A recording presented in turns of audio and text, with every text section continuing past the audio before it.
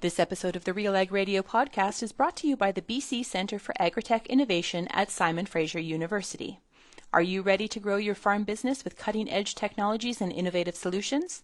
Our centre will drive you towards an advanced future.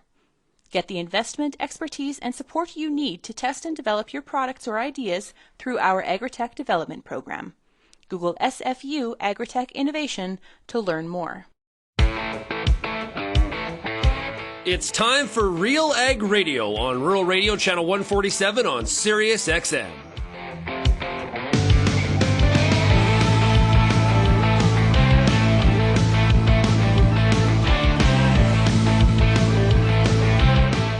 RealAg Radio and RealAgriculture.com is your home for insight and analysis of the issues that are impacting your farm business. Let's get real and get connected with RealAg Radio.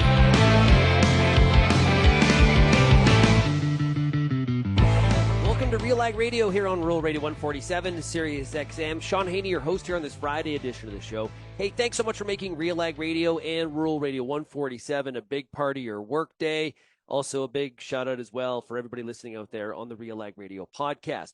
Well, it's Friday. We're wide open today. We are RealAg Issues Panel from beginning to end. We got Lyndsey Smith, Kelvin Heppner of RealAgriculture with us, as well as we'll be joined by Tyler McCann, who's Managing Director at CAPI.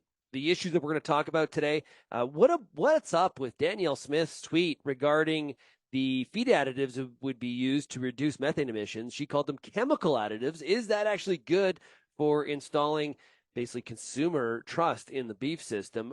Farm groups pushing for the use of these feed additives. So we've got a bit of a conflict there. We'll talk about that, as well as Canada's position on trade around the world. And we got a Federal Reserve making commentary this week about interest rates, so that and a whole lot more. So looking forward to the panel here today on the program. Remember, too, on Fridays, we've been recording the radio show here in video format. So if you want to check out the video version, you can always go to our YouTube channel, Real Agriculture, and find this show, as well as all of the other content that we are producing on a regular basis. If you have any feedback on today's show, you can send me an email, shaney@realagriculture.com. Or you can send, you can send the email, but you can also call the RealAg feedback line, 855-776-6147. You can also find us across all the different social media platforms. Okay, let's take a break, and let's get going here with the RealAg Issues Panel. Lots of topics and some great panels, and we'll get to it right after this. It is time for a product spotlight. With me now, I've got Tyler Gullen. He's the Technical Services Manager, Western Prairies for New Farm. You can't go far without having a discussion on resistant weeds, herbicide-resistant weeds in Western Canada, specifically kochia.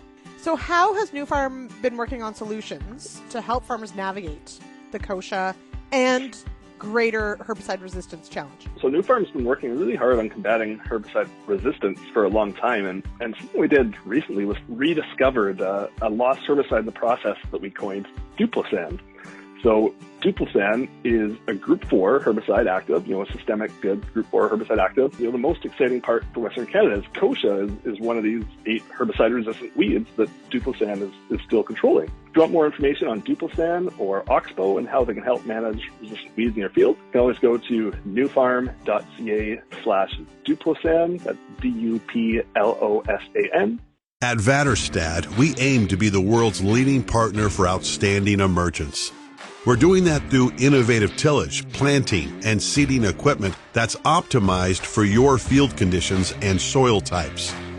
We also offer industry-leading capacities to help you get the job done in shorter windows of time. It's all designed to give your crop the best start possible so you can maximize yields. Vaterstad, we look forward to growing together.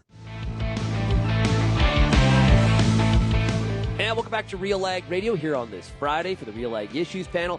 Listen, are you seeking professional advice for your farm and business? Well, let me tell you about MNP. MNP's team of agriculture specialists cover it all, from business planning and tax guidance to financial projections, farm succession, and risk management. Visit mnp.ca to connect with the experts today. Let's bring in the panel. First up, it is Lyndsey Smith coming out of Ottawa, Ontario. Lyndsey, how are you? I'm so well. How are you? I'm doing good. Yes. Okay. I think I'm doing better than you. Let's put it that way. It seemed like a loaded Yeah. question when you asked me that, but Oh. yeah, no, I think I'm doing pretty good. Okay. No, it's You okay. know what, It's Friday. So I have been. I got to ask you about this before we bring the others in. I have been, following the trials and the tribulations of the Calgary Flames throughout the season. No. What I actually just noticed for real last night, I was looking at the standings, like how low are the Flames? And they're not low enough, in my opinion. Right. What is going on with the Senators? Sean, why are we starting here? I didn't realize they were doing this poorly. I'm Thank you. honest. I'm telling Why you. don't you just give me a paper cut and pour lemon juice on it? It's dismal, and I've said it on the show before. I'll say it again, and then we can leave it there. We need a new coach. So there you go. Cousin DJ needs to go. There you go. Yeah. Of course, the coach of the Ottawa Senators shares the same last name as Lyndsey, Yes, DJ. that's right. Also joining us is Kelvin Heppner, coming out of Altona, Manitoba. Kelvin, how are you? Doing well here, Sean. Good to be here. Yeah. How are your Leafs doing? Not so hot lately, but they're all they need to do is make the playoffs. It's all about what happens in the playoffs, as Leafs fans have learned again the last few years. But isn't that usually where nothing happens for the Leafs? Well, but that's where things they can have an amazing regular season. It doesn't matter if they lose in the first round. So that's this is kind of just they got to do what they got to do to get in the playoffs. That's some tough love, Kelvin. Yeah, no kidding. Tough love. Yeah, a true believer right there. Okay, Tyler McCann, managing director with CAPI, based out of what did we say, Ottawa? Tyler, what do we say there? Yeah, Where are you based? based we're a national organization. I'm based out of Western Quebec, up the Ottawa Valley, just across from Lyndsey. That's where the real action happens. Or so they say. Who's your team? I don't know. Don't have one. I guess probably. Yeah, you know, smart. Less you know, disappointment in your life. My 9-year-old plays on the local team in Shawville. Sean, that's where the action really happens. There you Yeah, go. cheaper hamburgers too. Yeah, much. Yeah, Get some good onions on them. I don't know how we got to the point where a pint of beer at a hockey game is like $15. It's I aspire to get back to where we were before, where it was like under 10. But okay, let's get into the issues of the week here. Lots happening. Let's start off with what we heard from the Federal Reserve this week, Kelvin. I guess the main thing is, as expected, Federal Reserve not raising rates. They're not decreasing them yet either, but they did make some commentary. It was Chairman Powell that said that there could be up to 3 rate cuts in 2024. That really spurred a market rally.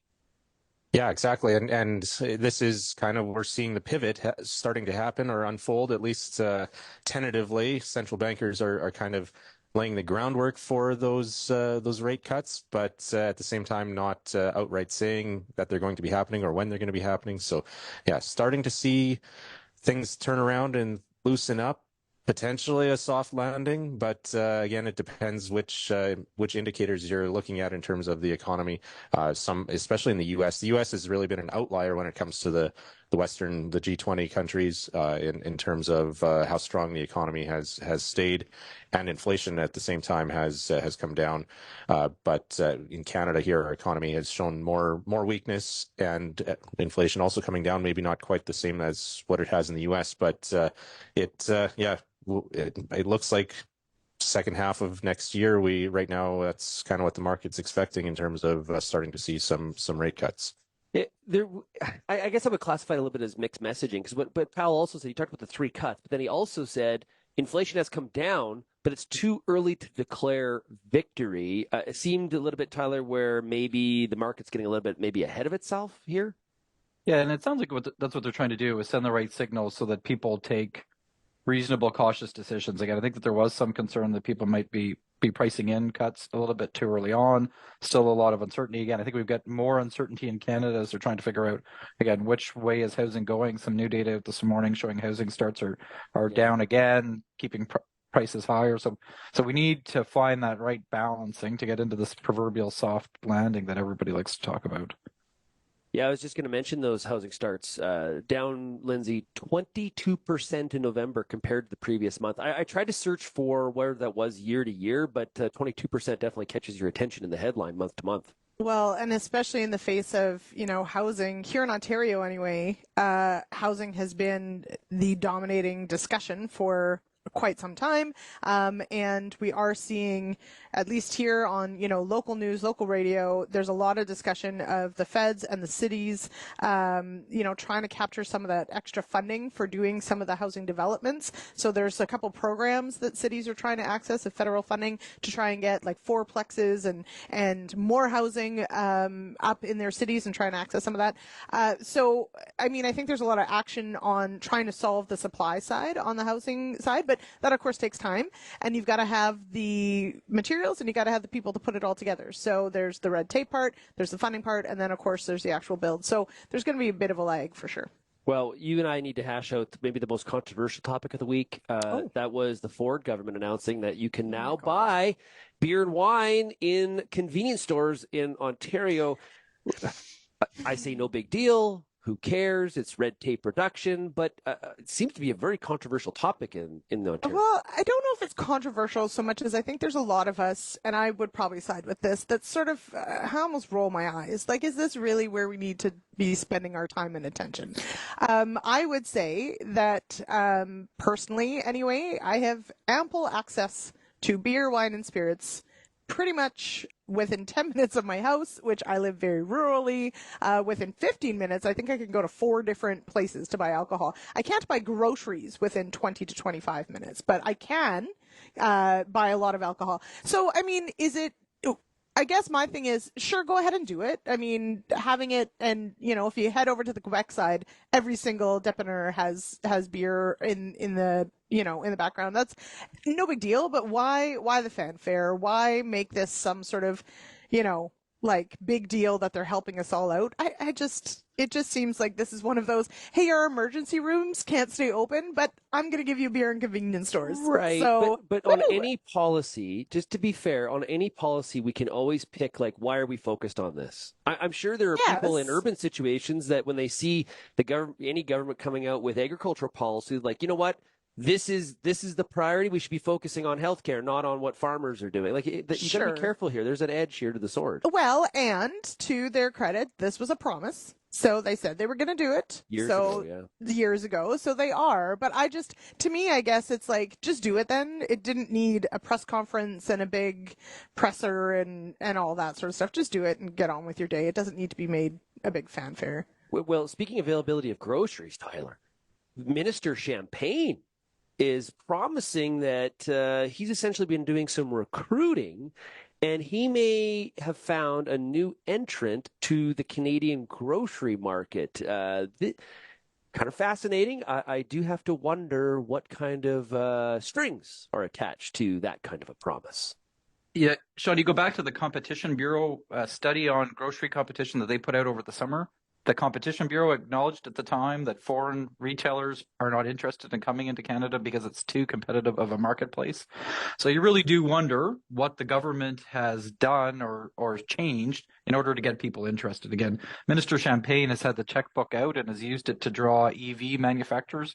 Kind of hope that that's not what's going on here when it comes to grocery and retail. But the Canadian grocery marketplace is already pretty competitive. It's hard to know. I would hope people don't have huge expectations for how much is going to change if we get another retailer into the marketplace. Again, we saw Target come in and then we saw Target go out. I think that this is not as straightforward as a lot of people would like it to believe. And I just want to go back to that comment with Lyndsey a minute ago to acknowledge she did say Quebec is better. And I think sometimes maybe on your show, Shaun, you lose sight of, the advantages that Quebec has in this country. I didn't want to let that one pass by. There you go. You're welcome. Kelvin, what's your position on the beer and convenience store announcement? I think it's actual literal retail politics. It's just trying to gain cheap political points, and it's easy. It's an easy thing to do. I don't know if it is really a substantial change in any way, but it's just something that people notice, and it's people notice that aren't engaged in politics. They would notice when, this is in the store now. I guess it has to do with the Ford government. I don't know.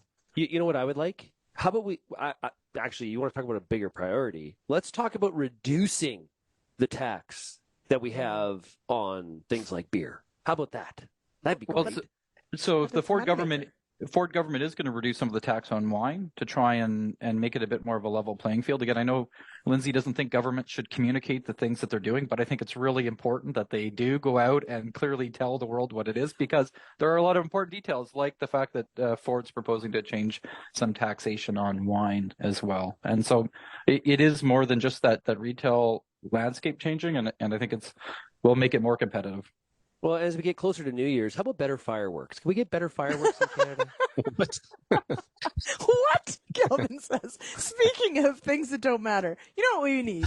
Better fireworks. Again, maybe Minister Champagne's retail store that he's going to bring Yeah. in chain Maybe will, it's like will specialize in Bob's. fireworks. Yeah. Bob's firework. One of my good friends in high school became school president because he promised to get chocolate pudding in the school canteen. There you That's go. what all this reminds me of. Lyndsey, you were just making fun of firework. In Montana around Kalispell, there's I guess I could call it a chain. There's a number of sheds along the highway of a guy selling fire. The company is called Hong Kong Harry's Fireworks. Yeah, And, he there's does a lot of lot. business around July 4th. Let me tell you. And, I'm sure that he does. It also is perhaps problematic for some listeners, but I like fireworks. Don't get me wrong, but I don't entirely understand like the obsession with them. But you know what? I don't know. I don't need to set fire to things and watch them go kabam. So explosions are fun. In the right setting, in the right context. when they're colorful and everyone goes ooh and everyone has their phone out and records.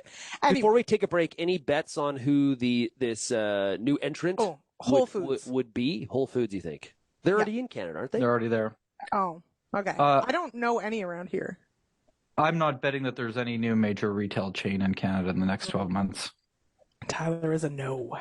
Okay. And I the honestly grocery, don't know who would it be. Yeah. We can talk about the grocery code of conduct yet on the show, but that's another potential barrier to a new entrant into the market if they have to agree to a code of conduct that Walmart and Loblaw are obviously not happy with. Well, let's take a break, and we'll come back to that. We'll start off there when we come back. You're listening to RealAg Radio. It's the RealAg Issues Panel. We'll be back right after this.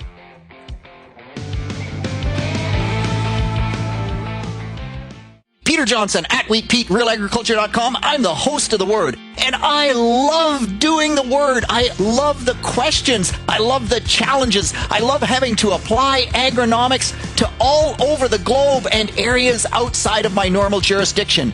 Also, I love the feedback the most, where growers challenge me, tell me about their plot results, help me to learn. The Word, absolutely the best part of my day. We are joined by the president of APAS. It is Ian Boxall. Okay, I want to hit on the report APAS commissioned in regards to looking at what farmers are paid for commodities, but those prices in relation to the escalation of food prices. It's an education piece, is how I see it, right? I see we can educate the public on what actually is the farmer's share of what they buy at the grocery store shelf on these A products. But then I think it also gives the consumer the ability now to ask the question is, like, where's the rest of my money going? Who gets the rest? Who in the supply chain gets the rest of my grocery dollar? Now let's let the other sectors do their share and lay it out there so there's transparency in what the groceries are costing and where the money goes. You found that even with the increase in the price of commodities, food prices actually jumped even higher. There was no direct correlation between the increased price of commodities and the increased price of groceries. Hey, really appreciate you joining us here, Ian. All the best to you, and thanks for having RealAg Radio here at the APAS AGM.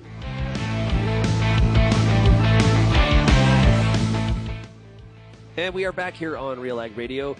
This segment's brought to you by Invita. Invita bridges the nitrogen gap all season long, enabling your corn crop to fix the nitrogen it needs from the atmosphere. Here's the best part: when and where it needs it most. Let Invita set your crop up for success by requesting it from your local retailer. Today, we got Lyndsey Smith, Kelvin Heppner of RealAgriculture, as well as Tyler McCann, Managing Director at CAPI. Kelvin, we were finishing up the last segment talking about the grocery code of conduct. We've got Walmart and Loblaw standing in front of this from kind of progressing. Is that what's going on? Yeah, exactly. It's about 2 years now that there's been this group working on developing a grocery code of conduct with the whole supply chain. This is something that the federal and provincial agriculture ministers have been discussing for a couple of years now as well. And they got a progress report from this working group this week. And basically it says that most of the players are on board except for two of the biggest ones, those being Walmart and Loblaws. And so right now this seems to be at a standstill, at an impasse. There's potential here that the federal government, Agriculture Minister Lawrence McCauley, has indicated that they are examining introducing legislation. Until this point, it's all been voluntary, but there's been obviously public pressure to get these companies on board. And so far, they're holding out, saying that they feel that this won't be in the best interests of consumers. So that's where to me, there's been mixed messages about this code of conduct all along. To start, it was about leveling the playing field and making sure the different steps in the supply chain were treated fairly. So that would include farmers and suppliers to grocers, especially on the produce side of things. But then it's along the way, we saw rising food prices, and government tried to change some of the messaging around it, it seemed, or at least imply that this code of conduct would also result in lower food prices or downward pressure on food prices. That, I think, is coming back to kind of bite them in the butt, because that's not really what this code of conduct was supposed to do originally. And now Loblaw and Walmart say they're not, they're concerned that this code would raise costs for Canadian consumers, and that's why they're not signing on. So kind of stuck, and yeah, we'll have to see now if the government actually moves ahead with legislation to force these companies to sign on. And then going back to what we were saying before, that's another barrier or disincentive for a new entrant into the Canadian grocery market. Yeah, in what world does a code of conduct lower prices for people at the end? I really don't understand that. Like, think about it when we were talking about a code of conduct for the grain industry. Remember responsible grain, the controversy around that? Nowhere around that did it say, you know what, but your price of bread will be cheaper. Like, I don't understand this. Tyler, why do we need a grocery code of conduct? Well, so I think that there's the two different things. So why we need it is to reduce friction and make our grocery supply chain work better. Not necessarily to reduce costs, but if you look around the world where there are codes of conduct in place, they do tend to have lower food inflation. And so, it's hard, you don't want to draw that direct link between one and the other, but the reality is that if you have a supply chain that works better, if you have products that move more fluidly with less friction between a supplier and a retailer, that can help drive costs out of the system. And this really you've got to go back to COVID, when all of a sudden the retail stores imposed significant additional fees onto their suppliers. That's really what spurred this on originally.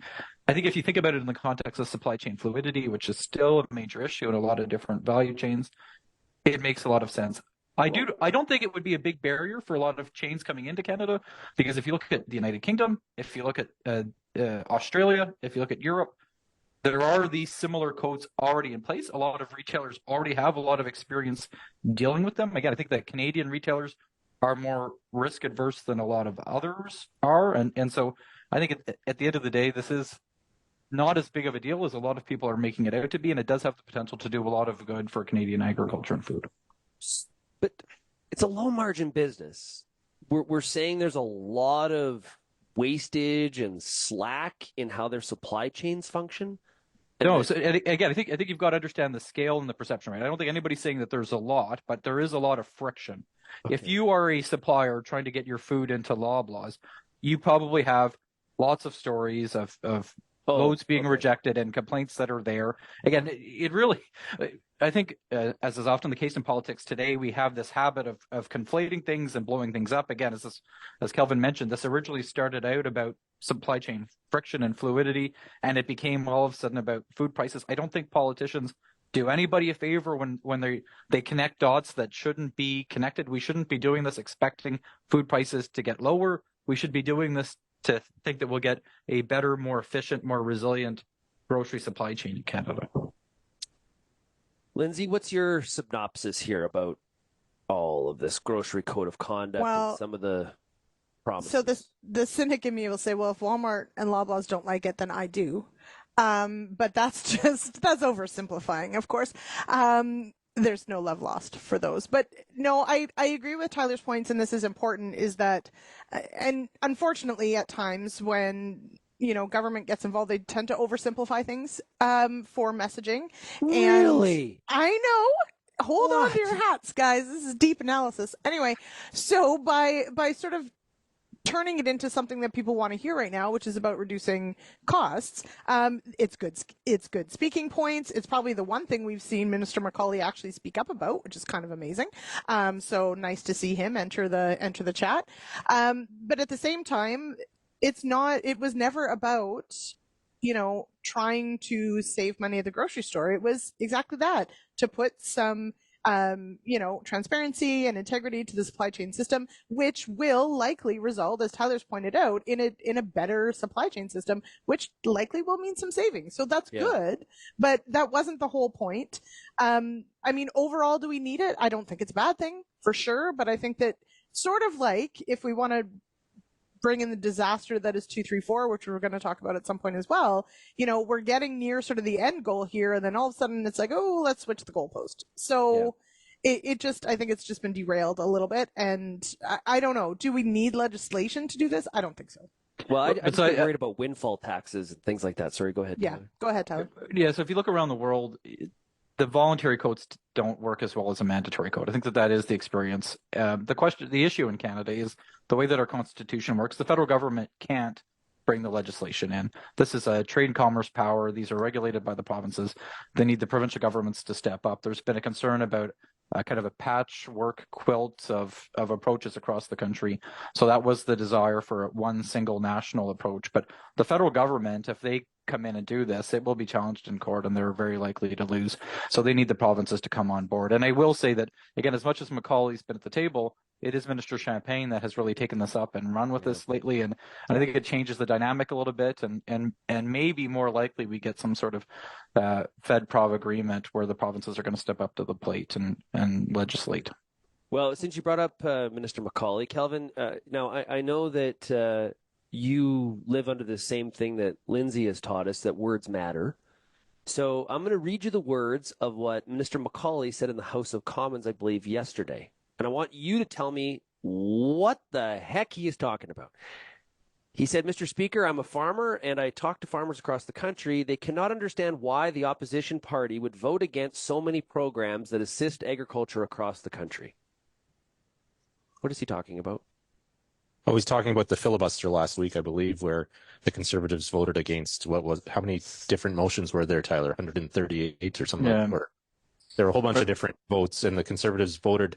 It was basically to filibuster, and so now there's a long list of things that the Liberals and the NDP can say the Conservatives voted against because they were trying to block broader legislation. So it's not that it's same with some of the Ukraine and other accusations that have been laid against the Conservatives this week. It's about trying to hold up different, larger, broader agenda items. These were just kind of details that got caught along the way, and so it's not that they actually voted against it. Well, they did, but it's not that was their intent. Tyler can explain it better than I can. Again, they were doing it at a point of principle to try and push back on the carbon tax in defense of 234. That's really what inspired this on. Again, it is true that they voted against it, but they voted against everything, recognizing that, again, they were trying to draw extra attention and build support for it. But it's another good example of where these games can get played in Parliament, and people can sometimes underestimate or overestimate the impact that they have in the real world. At the end of the day, the Conservatives didn't vote against farmers or didn't vote against funding for farmers, but the government did take steps to block 234 from happening. And so, there are the things that happen that don't matter and the things that happen that do matter. And I think the action on 234 matters more than the Conservative votes. Yeah, as we go to break, we can play some maybe some circus music around around 234. Definitely been a circus heading into the Christmas break in Ottawa. Yeah, more so than usual. Okay, we're going to take a break, and we'll come back and we'll give an update on 234 along with a whole bunch of other stuff as well. You're listening to RealAg Radio, Rural Radio 147, Sirius XM. FP Genetics relentlessly brings innovative new seed genetics to Canadian farms, ensuring growers, breeders, and farmers are supported and viable. Being a valued partner on your farm for decades, you can expect the continuous pursuit of the best genetics. Visit fpgenetics.ca to discover FP's strong portfolio of wheat, durum, barley, oats, peas, and rye, or contact your local FP seed dealer or territory manager to discuss your certified seed strategy specific to your region. If you're involved in the agriculture industry, it's important to stay informed on all the latest issues affecting your business. At RealAgriculture.com, we offer fast, reliable news, information, and insights to help you keep on top of all of the latest in Canadian agriculture. Visit RealAgriculture.com and sign up for our free daily newsletter covering everything from news, agronomy, animal agriculture, and much more. Visit RealAgriculture.com/subscribe today.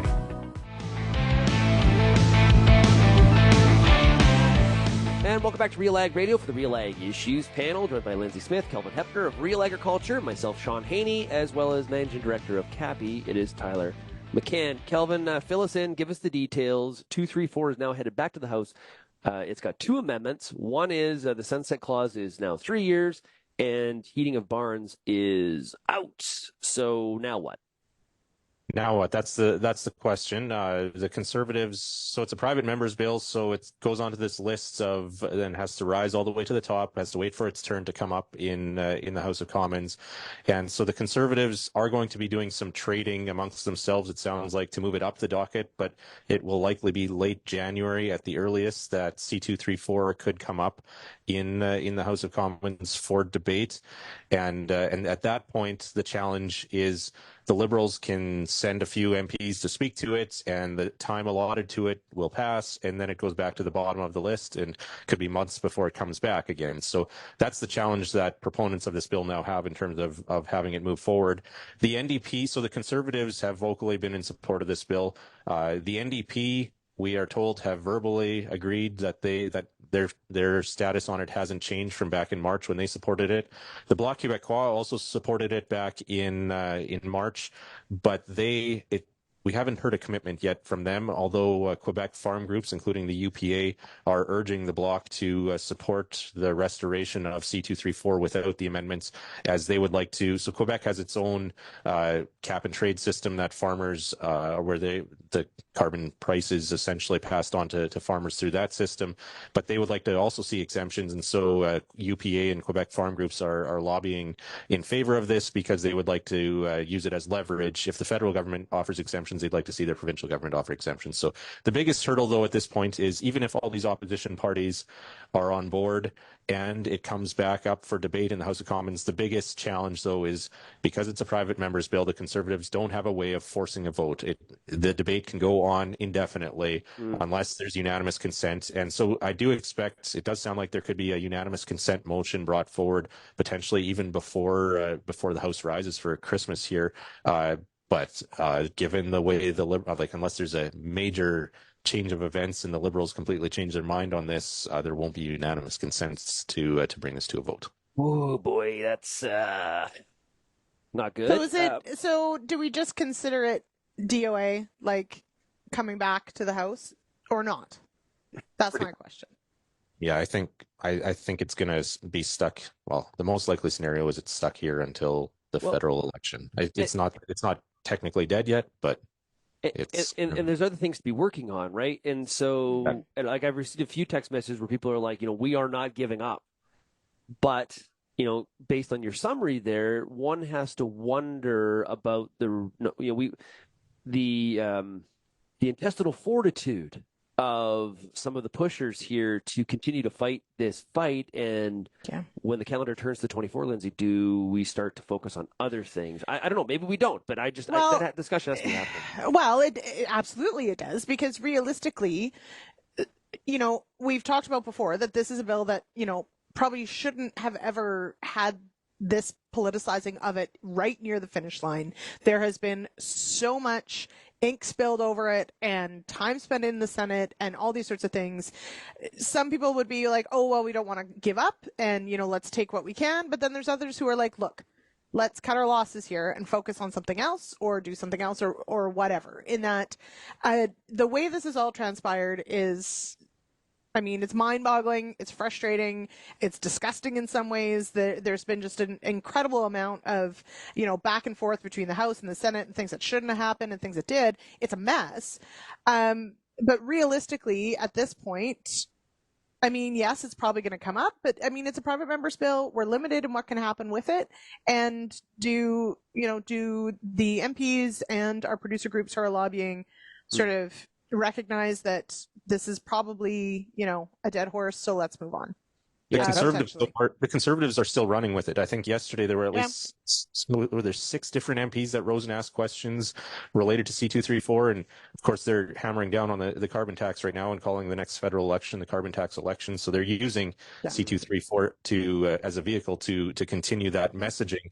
It's just it's for political points at this point. It's not a realistic game in terms of getting it across the finish line unless there is some major surprise or the Liberals pivot on their position here somewhere. Tyler, this week we had some new polling out of Abacus data showing that Poilievre and the Conservatives, I think, lost 5 points, and there's a bit of a closing of the gap between the Trudeau Liberals and the Conservatives. A lot was made of that this week, that there's a bit of a signal there. I felt it was maybe a little bit overhyped based on one month of polling. The trend has definitely been a separation between the two. What are your thoughts on what we saw this week in that regard? Yeah, with that poll in particular, there's still quite a considerable advance for the Conservatives. So even if the margin shrunk, they're still on track to win a majority. But I think that they do. It's not just the poll, right? It comes after a pretty rough month for the Conservatives. They've been criticized for a number of different things. I think what it shows is that the electorate is still unsettled. The election is likely 2 years away. A lot can change in between now and then. And I think what it should do is remind the farm community in particular not to get too caught up in the partisan political games, because we don't really know what that looks like. And what's best for the Conservative Party isn't necessarily what's best for farmers. Farmers need to take the time to think about what actually is in the long-term interest. What should the priorities be? Again, the House is going to break over Christmas at a minimum. Nothing is going to happen on this until the end of January. This really should be an opportunity to hit a bit of the pause button. Let's do some serious reflection around what do we really want to get? Where is the best bang for our buck? Where can we get the most progress on issues that really matter and have a real impact? And maybe it's 234, but maybe it's something else. Okay, so keeping that poll in mind, thinking ahead, and I have a text message from a listener, Garrett, who says, thanks for the commentary with Jim Wiesmeyer this week. He started to be a favorite on both Fridays when I talked to him on AgriTalk, and also with the two of you one-on-one. Appreciate the text, Garrett.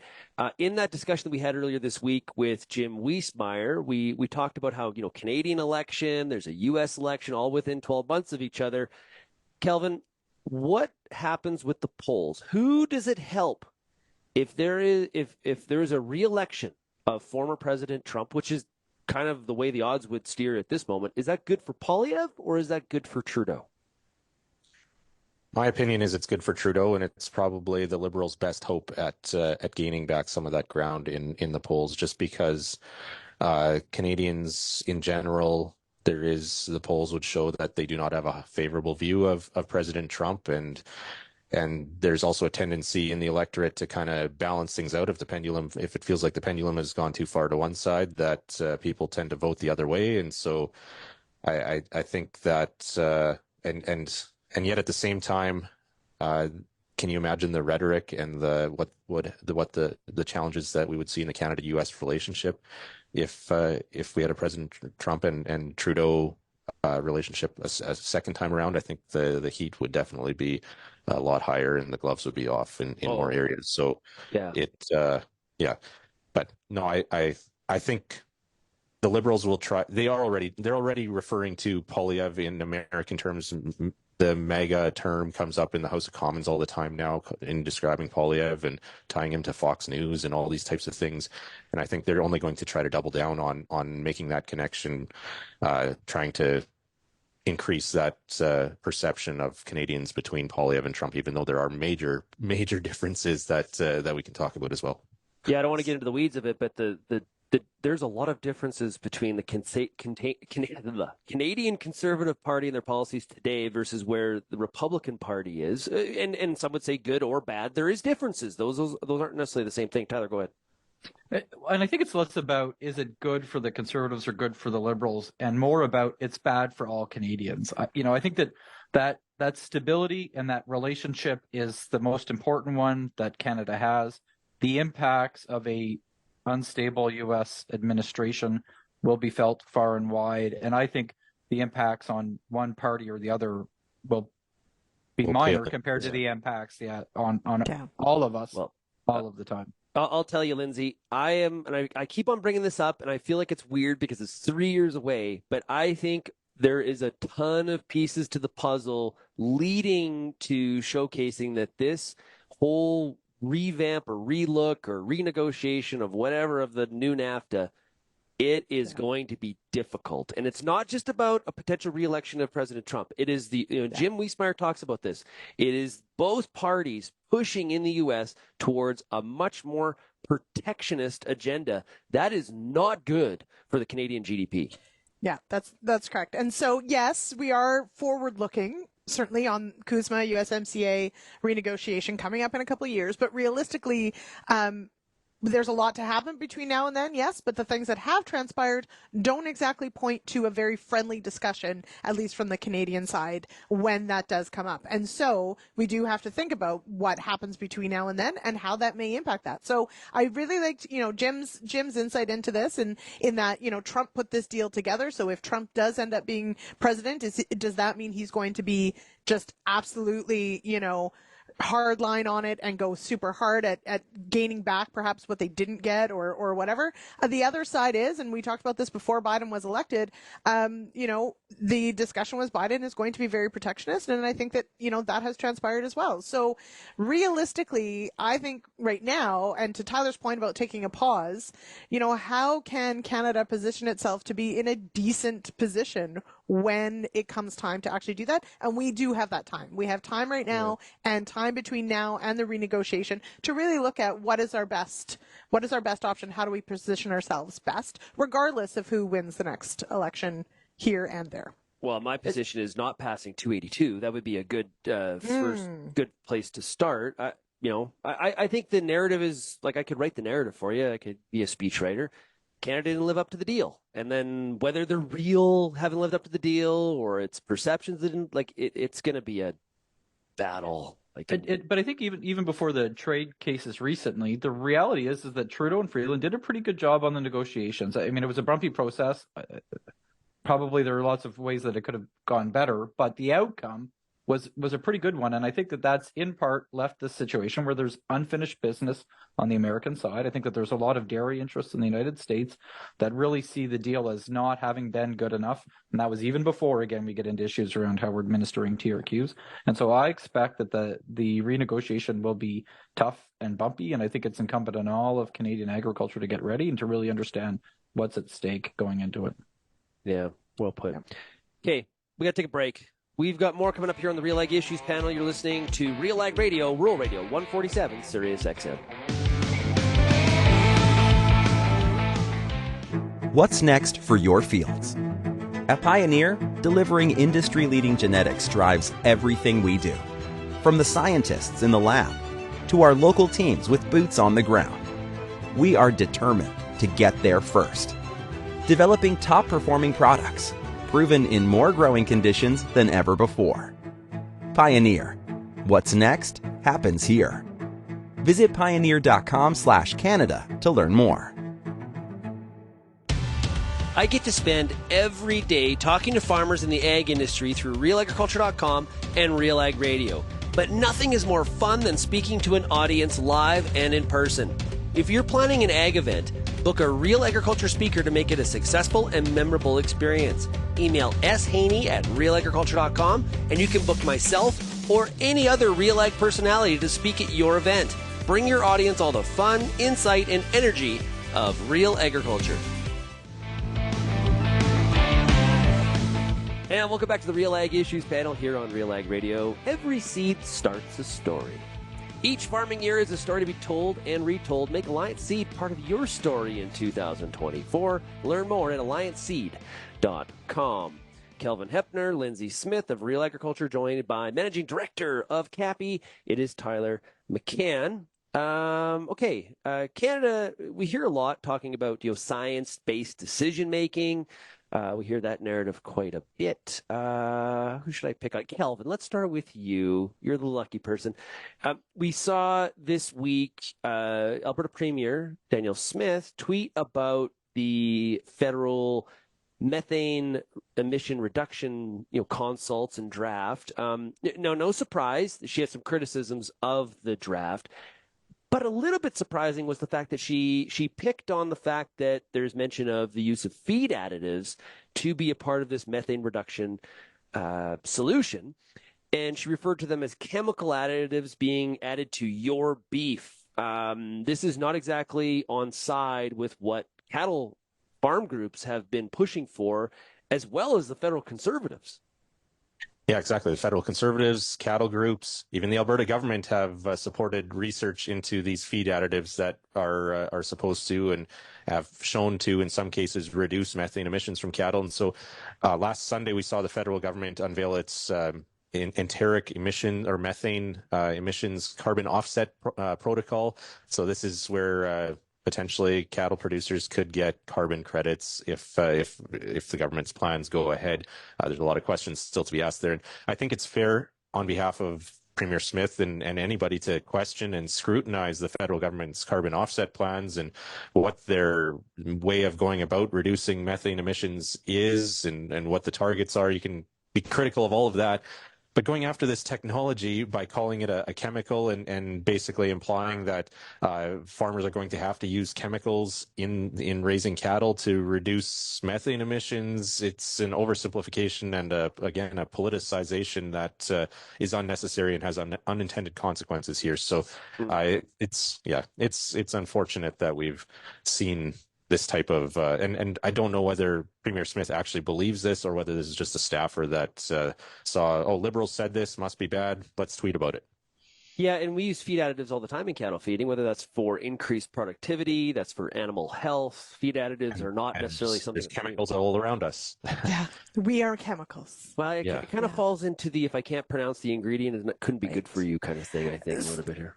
Yeah, well, and so it's not helpful either. And if you dig into it, actually, a lot of these feed additives, often what we're talking about is something that, changes what the rumen bugs do. And so I spoke with Dr. Tim McAllister this week about this and about, additives in general. We have made huge leaps in genetics, in having more efficient cattle that produce less methane. How you formulate a diet in general has an impact on the methane produced. And then when you add another layer of potentially these additives, and you're exactly right, we have other ones as well, you can further increase the efficiency, which means the quicker an animal gets to slaughter, obviously the less methane they emit, but also just in the day-to-day, they can emit less. What we're talking about, though, is rumens are amazing things. They're very complex microbial systems. And the one particular additive that many people are excited for is 3-NOP. This is something that would essentially, it targets the step before methane is produced. It basically interrupts that process in the rumen. And so it creates other products instead of methane in that rumen. So, this isn't some scary, Agent Orange, whatever, that we're all supposed to panic about. So to oversimplify it, A, and then to B, slag something that you don't even understand, it's like, I don't know, it feels a bit like stay in your lane. It's kind of a danger situation here, Tyler, when we're potentially politicizing, something we're against at, which is, reducing emissions, and all of a sudden we're calling into question maybe the safety of beef. I imagine the industry not very happy about it. And I hope that everyone's quick to complain about the federal government politicizing pesticide registrations is going to also jump in here and say, look, this isn't right. We've got a science-based system. If anything, the Premier of Alberta should have been complaining about the regulatory system that's keeping those feed additives out of the hands of farmers. That would have been a very legitimate criticism, a space where we need to do better. Lyndsey talked about productivity gains. Something that didn't get enough attention this week is some analysis put out by FCC that talked about if we boost productivity, that's a $30 billion return in net farm income to Canadian farmers over the next 10 years. These productivity improvements really have the potential to be game changers. Again, good for farm income, as Lyndsey talked about, good for reducing emissions. This is, I think, one of those underreported stories that we don't pay enough attention to. And again, it would be good if people like, the Premier of Alberta, federal politicians, were focused more on the changes that we need to make to unlock this productivity potential to go further than we've been going. Well, Yeah, but productivity has really been that's been one of the criticisms that a lot of farmers have had about some of the federal policies, is that productivity doesn't even come up. Competitive, trying to be competitive on the world stage, it's sort of left out of the discussion. That's been one of the big pushes here for this methane reduction feed additive. Kelvin, I'm all for talking more about increases to productivity.